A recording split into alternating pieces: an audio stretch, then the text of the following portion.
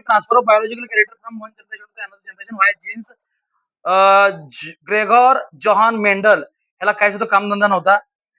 ठीक आहे. आणि ह्यानं शोध लावला या सगळ्याचा. त्यामुळे शिवा मला द्यायच्या नाही आहेत. कोणाला द्यायच्या?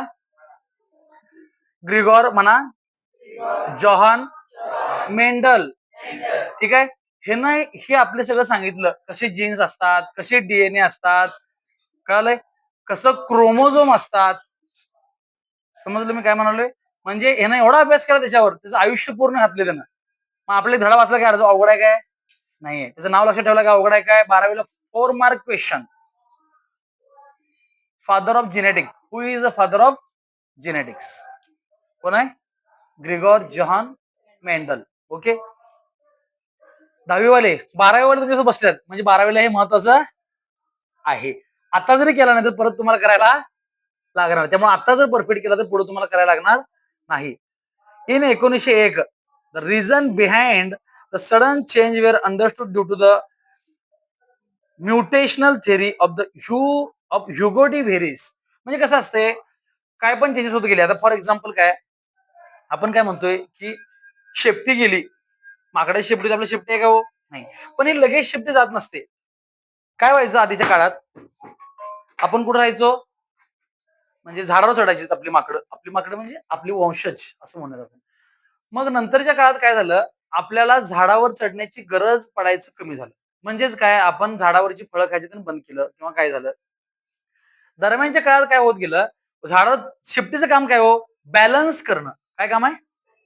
कानाचं पण काम तेच असतं बरं का आपलं, बॅलन्स करणं. कळलं? म्हणून आपण गेलो, आपलं काना दुखायला चालू होते, चक्कर येत्या जास्त उंचावर गेल्यानंतर. तुम्ही जरी गेलं नसेल ट्रेकिंगला जावं तुम्हाला कळेल. तर ह्या शेपटीचं काम काय, बॅलन्स करायचं काम होतं. कुठं? झाडावर वर गेल्यानंतर. मग आपण झाडावर चढायचं बंद केलं. मग देवाला कळालं ह्याला काय गरज नाहीये. मग पुढच्या पिढीमध्ये काय झालं, भरपूर पिढ्या गेल्यानंतर त्या शेपटीची साईज कमी झाली. समजलं? आणि परत माणसानं झाडावर चढायचं बंदच केलं आणि जर शेपटी साईज कमी आणि जरा कमी, असं भरपूर वर्षानंतर शेपटीच आपली गायब झालं. कळलं मी काय म्हणालोय? मग याला भरपूर दिवस गेले उत्क्रांती व्हायला. याला म्हणायचं इव्हॉल्युशन. काय म्हणायचं? मग हे कशामुळे झालं? हळूहळू आपल्या जीन मध्ये चेंज होत गेले. मग जीन म्हणजे काय तुम्हाला पुढे शिकवणारच आहे. जीन मध्ये आपल्या चेंजेस होत गेल्यामुळं हे झालं. आणि कधी कधी काय झालं माहितीये काय, सडन चेंज, म्हणजे शेपटी एवढी होती एका पिढीत, दुसऱ्या पिढीत शेपटीच गेली. ह्याला म्हणायचं mutation. Mutation is always faster. Mutation म्हणजे काय, बुलेट आहे. ठीक आहे, बुलेट गाडी आहे. आणि जीन म्हणून कसं जाते, ते सायकलवरून जाते. कळलं मी काय म्हणालोय? ह्याला फार वेळ लागतोय आणि म्युटेशनला फार कमी वेळ लागतोय. तसं आपण म्हणतोय बघा, तुमच्या मेंदूला गंज चढल, अभ्यास कर भाट. म्हणजे काय, आता फॉर एक्झाम्पल भाट भरपूर मंद आहे असं आपण समजूया. नाही आहे खरं, समजूया. आता सध्या मंद झाल्या, काय सांगायला सांगतो तुम्हाला. आता भाट 8वीला भरपूर हुशार होती. एनएमएमएस ला किती एकदम किती मार्क गेलं तुझं? एका मार्क गेलं ना. हा, तेच लक्षात आहे माझ्या. भाटचं की एनएमएमएस किती मार्कांनी गेलं होतं? होती. तर काय झालं, अभ्यासच न केल्यामुळं कमी झालं. आता उलट उदाहरण घ्या आपण, आणि कोणतं आहे, हा हेच उदाहरण घ्या. तुझं नाव काय बघ? हा, साक्षी आहे. साक्षीला पहिल्यांदा काय होतं, 5 वेळा वाचता लक्षात राहतं. किती वेळा? पण तिचे प्रयत्न एवढे, शाळा सुटल्या सुटल्या पहिला कुठे ती क्लासमध्ये यायचं, 2 तास अभ्यास करायचं. अजून करते बरं, किती खरंच करते, अवघड नाही, बरोबर नाही का? तिची बुद्धी मात्र कशी आहे, कमी आहे. मी उदाहरण दिलं बरं काय.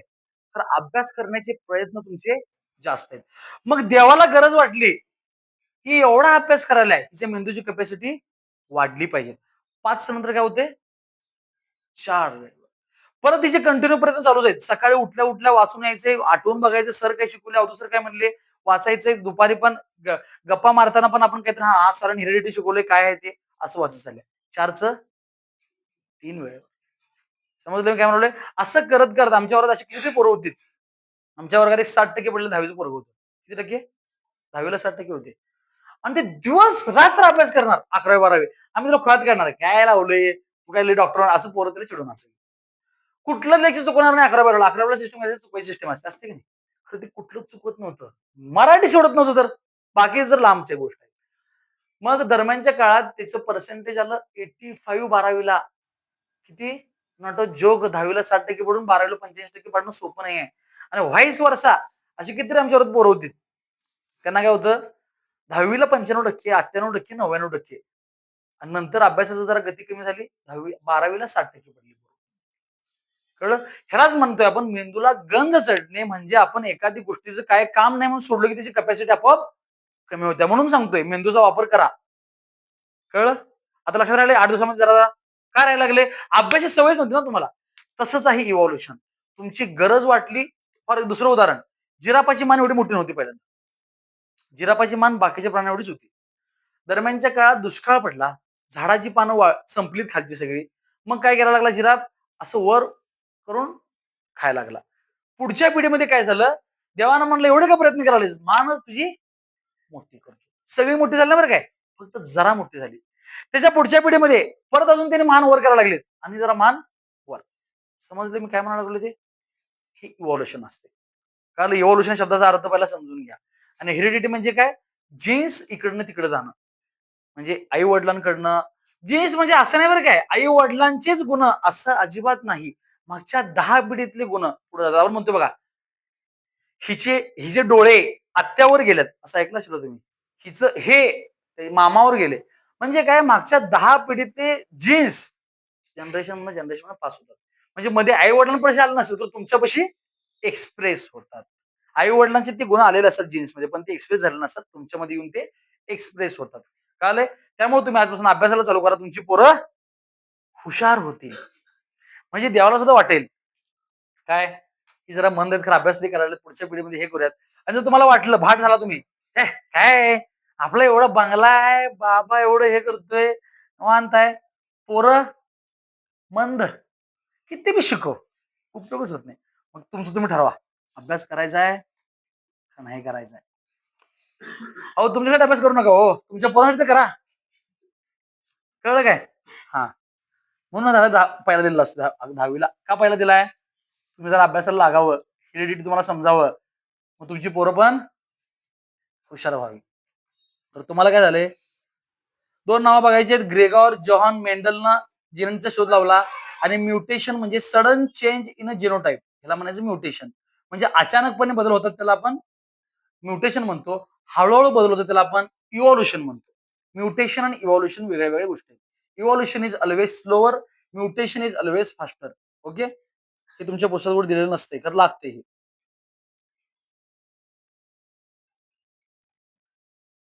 हा ह्युगो डी व्हेरिसने सांगितलं meanwhile in 1902 Sutton observe the paired chromosome in the cells of grasshopper. म्हणजे काय हो?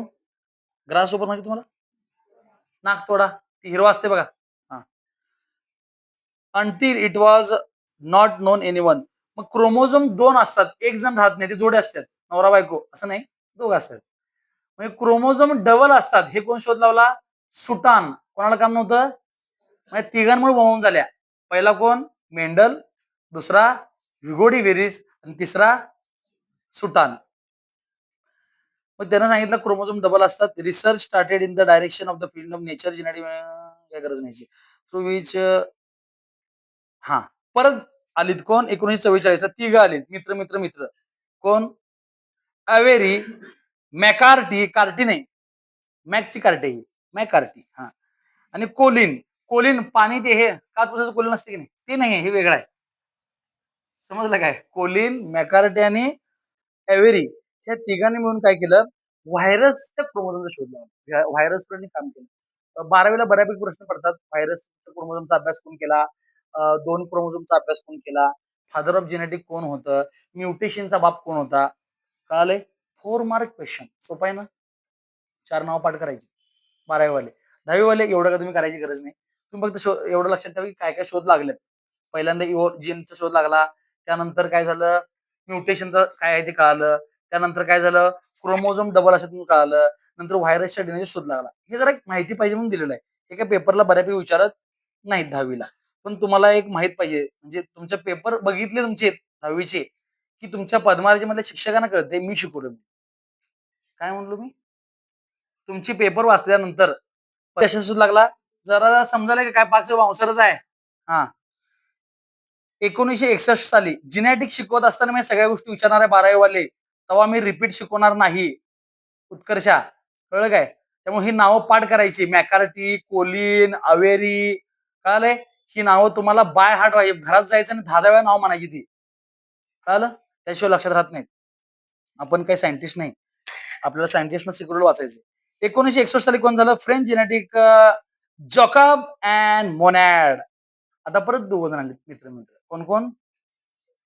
जॅकब अँड मोनॅड आलीत आणि हिने काय केलं? प्रोटीन सिंथेसिस कसं होतं हे सगळं शोध लावला आणि इथून पुढे सगळा शोध लागत गेला. ह्याच्या आधी जे होतं ते जरा जरा माहिती लागली होती आणि जोकब मोनॅडने याच्यावर भरपूर काम केलं. मागे काय काय शोध लागलेत याचा अभ्यास केला आणि त्यांनी प्रोटीन सिंथेसिस कसं होतं आपल्या बॉडीमध्ये ह्याचा शोध लावला. प्रोटीन सिंथेसिस का हे तुम्हाला पुढे शिकवतो मी. आता पुढे लास्ट पॅराग्राफ सांगितलंय, the science of heredity is useful for the diagnosis. Diagnosis म्हणजे काय? एखादा आजार कुठला झालाय तुम्हाला आजार हे शोधून काढण्यासाठी सुद्धा तुम्हाला हेरिडिटीचा यूज होत असतोय. ट्रीटमेंट, काय आजार झालाय त्यानंतर त्या आजारावर औषध देण्यासाठी सुद्धा तुम्हाला ह्या हेरिडिटीचा उपयोग होऊ शकतोय. त्यानंतर एखादा आजार का झाला हे कळल्यामुळे तुम्हाला बाकीच्यांना ते आजार होऊ नये म्हणून सुद्धा तुम्हाला काम करता येते, म्हणजेच प्रिव्हेन्शन. म्हणजे डायग्नोसिस, ट्रीटमेंट आणि प्रिव्हेन्शन. एखादा आजार होत जाताना हे तिन्ही गोष्टी महत्वाच्या असतात आणि तिन्ही गोष्टीवर डॉक्टरला काम करता येते. कधी? जर हेरिडिटी बद्दल नॉलेज असलं तर. समजलं? त्यामुळे हा धडा फार महत्वाचा असतोय. Production of hybrid varieties of animal, plant and industrial process in which microbes are used. आपण पुढे बघणारच आहोत. समजले काय काय असते ते? आता जरा आपण पुढे जाऊयात. आता आपल्याला काय बघायचंय? तर जरा आता तुमच्या पुस्तकात दिलेलं नाही, पण मी जरा वेगळं जरा सांगतो, कारण ते तुम्हाला 7वीला झाले आणि तुम्हाला 7वीचं काही येत नाही, मला गॅरंटी आहे. ठीक आहे, मला सांगा, क्रोमोझोम आधी का जीन आधी का डीएनए आधी? कोण 12वी वाले काय सांगता सर तुम्हाला येते? 10वी वाले, क्रोमोझोम म्हणजे काय असते? जीन म्हणजे काय असते? डीएनए म्हणजे काय असते? कोणी बाबाला माहित नसते. कळालं? मी तुम्हाला सांगतो, हे लक्षात ठेवा 100%. आता नाही तर कधीच राहणार नाही. हे काय पेपरला विचारत नाही, हे तुम्हाला येते असं त्यांनी समजलेलं असतं. आपली पूर्ण बॉडी जरा खाली बस बाळतो. म्हणजे काय? ते झेलेवाल्याची बॉडी. झेलेवाला कोण? झेलेवाला झेलेवाला हा, झेले मेले गेले. काय नाव होतं रे? नाव विसरलो मी. समर्थ आडनाव पाटील. मटण खातोस काय? मटण खातोस का तू? देवाचं नाव मटण खातोस, भिकार चोट. आईनं नाव ठेवलं स्वामी समर्थांचं, ह्यो खातोय, बोंबलायचं काय? बरं, ही बॉडी कशापासून तयार झाली हो? आपली बॉडी कशापासून तयार झाल्या? सिस्टीम पासून. आपल्या म्हणजे digestive system, reproductive system, circulatory system, म्हणजे आपली बॉडी कशापासून झाल्या? सिस्टीम पासून. सिस्टीम कशापासून तयार झाल्यात? ऑर्गन पासून. म्हणजे काय? आता आपण सिस्टीम उदाहरणात घेऊयात. आपली डायजेस्टिव्ह सिस्टीम म्हणजे आपली पचन संस्था. पचन संस्थेमध्ये कोण आहे? पहिला एवढा मोठा डबा खाणार तुमचं तोंड, माउथ, नंतर इसोफॅगस, इसोफॅगस नंतर stomach, small intestine, large intestine, एनस. ओके, इथून खालीपर्यंतचा भाग म्हणजेच आपली डायजेस्टिव्ह सिस्टीम. म्हणजे हे सगळे त्या सिस्टीम मधले कोण होते? ऑर्गन होते. म्हणजे ऑर्गन कशापासून तयार झाल्या? अरे एका कुठला पण आपण ऑर्गन घेऊया, स्टमक घेऊयात आपण फॉर एक्झाम्पल. हा कशापासून तयार झालाय हो? टिश्यू पासून. मराठीमध्ये याला म्हणतात उती. ठीक आहे, टिश्यू कशापासून तयार झाला तो? सेल. ओके, म्हणा एकदा, body, system, organ, tissue, cell. म्हणा 5 वेळा.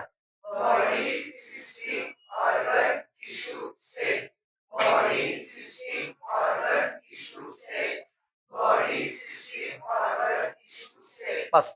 जाधव, पहिला क्रोमोझोम का पहिला डीएनए? पहिला डीएनए. Very good. आणि म्हणून तुला मार्क कमी पडले. It should be concept clear. Okay, 10वीची व्हिडिओ तुला बघ म्हणलं तुम्ही बघितलं नाहीस का नाही? म्हणून घोळ झालाय. मी तुला अजून सांगतोय, 12वी वाले सगळ्यात पहिल्यांदा माझे 9वीचे व्हिडिओ बघायचे. कुठले? मग 10वीचे, मग 11वी, मग 12वी. गव्हर्नमेंट खुळ नाहीये. त्या कन्सेप्ट तुमच्या क्लिअर नसतात तुम्हाला मार्क पडणार नाही. हा एकदम बेसिक प्रश्न 4 मार्काचा होता. You got 0. ओके, तर विषय काय आहे? हे जे सेल आहे, ही सेलची डायग्राम अशा काहीतरी आपण काढलेल्या असत्या. लक्षात ठेवा 10वी वाले, आपल्या बॉडीतला सगळ्यात लहान पार्ट कोण आहे? ह्या सेल पासून कोण झालं? टिश्यू पासून कोण झालं? ऑर्गन पासून कोण झालं? सिस्टीम पासून तुम्ही स्वतः. कळालं? म्हणजे सेल हा सगळ्यातला बारका आहे. आता ह्याच्या पुढे जरा जातो मी. ह्या सेलमध्ये सेलला काय काम करायचं कोण ठरवतोय?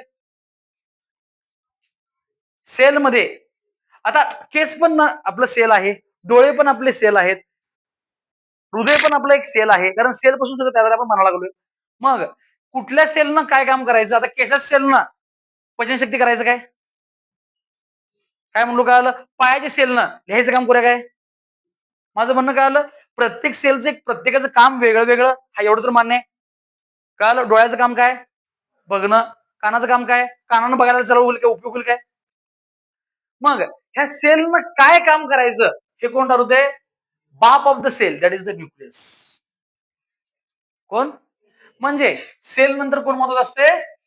सेलपेक्षा महत्वाचं न्यूक्लियस आहे. मग न्यूक्लियसला कसं कळतंय काय काम सांगायचं?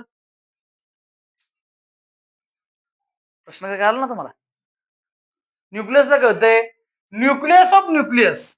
ह्याचा एक न्यूक्लियस असतो त्याला म्हणायचं असते न्यूक्लिओलस. हे कुठं तुम्हाला शिकवणार नाही दहावीवाले. हे शिकवतो फक्त. कोण शिकवतंय? मग न्यूक्लिओलस मध्ये असं काय नेमकं जे सांगतंय हे तू काम कर. That is the chromosome. कोण आहे? हा. ह्याच्या आतमध्ये काय आहेत असे क्रोमोझोम असतात. डायग्राम काढतो मी क्रोमोझोमची.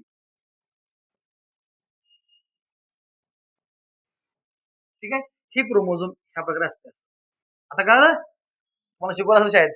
तर ते कुठं आलं कोण शिकवलं? नसेल. हे इथं. कळलं कुठं? न्यूक्लिओलसच्या आत आहे. बरं. हे क्रोमोझोम कसं बनलंय? Very good. डीएनए पासून. हे कसं बनलंय माहितीये का? हे बघा असं. ओके. आणि ह्याला जर एक साइडला मी काढलो तर हे असं दिसतं. आता कळालं? Structure is non as DNA. आता कळालं? कोण कुठं आलंय? क्रोमोझोम पहिला. मग कोण? समजलं? आणि a small part of that DNA is non as gene. कळालं? ह्याचा एक तुकडा काढला एवढा. ह्याला काय म्हणलं आपण? आणि ह्यो नेतोय सगळं. डोळे कसं, राग कसा, कानं कशी. म्हणून म्हणलं the character are transform from one generation to the another generation via कोण नेतय? जीन कुठून आला? आईच्या आईला जीन आला डीएनए पासनं. डीएनए कुठून आला? क्रोमोझोम कुठून आला? न्यूक्लियोलस कुठं होता? न्यूक्लियस कुठं होता? समजलं आता? म्हणून तुम्हाला हे जोपर्यंत कळणार नाही पहिला क्रोमोझोम का पहिला डीएनए का पहिला जीन तोपर्यंत धडा शिकून उपयोगाचा. कळलं आता सगळं? म्हणा एकदा.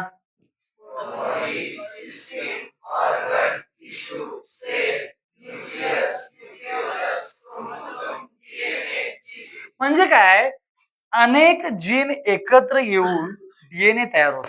असे अनेक डीएनए एकत्र येऊन असे अनेक क्रोमोझोम कुठं असतात?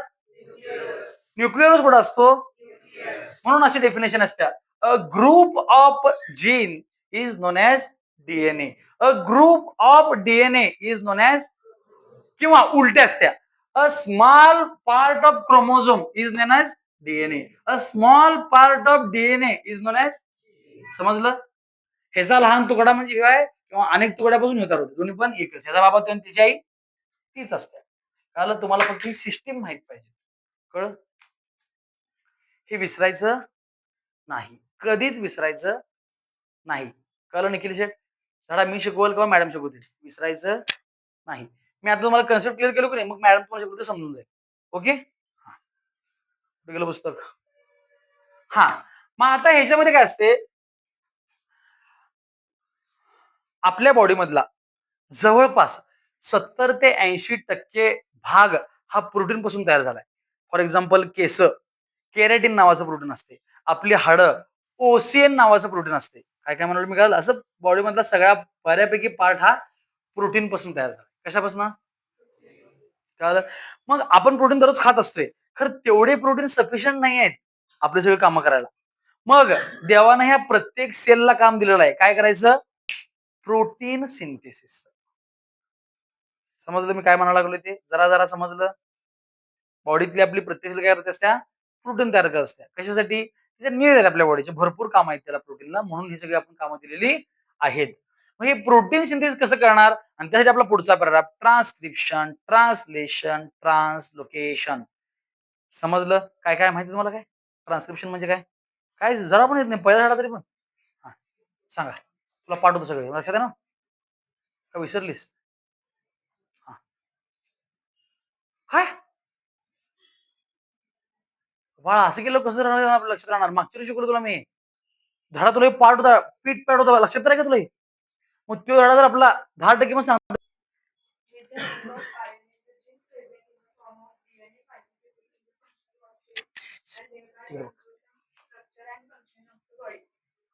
Information about protein synthesis is stored in DNA and synthesis of appropriate proteins as per requirement is necessary for body.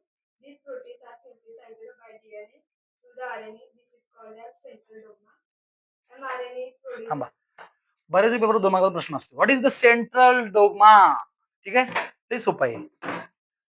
मी तुम्हाला काय सांगितलं, हा डीएनए उडेल. हा, ह्या डीएनए 2 कामं असतात. एक म्हणजे काय, पहिलं काम हे होतं म्हणजे कॅरेक्टर ट्रान्सफर करायची, म्हणजे हेरिडिटी करायचं काम होतं. कोणाचं? ह्या डीएनएचं. आणि दुसरं एक याचं काम महत्वाचं असते, ते म्हणजे हे काय करते माहिती काय, ह्याचा भावाला तयार करते. याचा भाऊ कोण असतोय? आरएनए. आणि भावाचं काम काय असतंय? प्रोटीन तयार करायचं. कोण तयार करायचं? मी तुम्हाला आता सांगितलं, प्रोटीन फार महत्वाचे असतं. प्रोटीन कोण तयार करते? किंवा ह्याला कोण तयार करते? कळालं? मग ह्याला म्हणायचं सेंट्रल डोग्मा. सेंट्रल डोग्मा म्हणजे काय, महत्वाचा भाग. काय म्हणायचंय? कळालं? म्हणा, डीएनए, आरएनए, प्रोटीन तयार, protein synthesis is non as central dogma.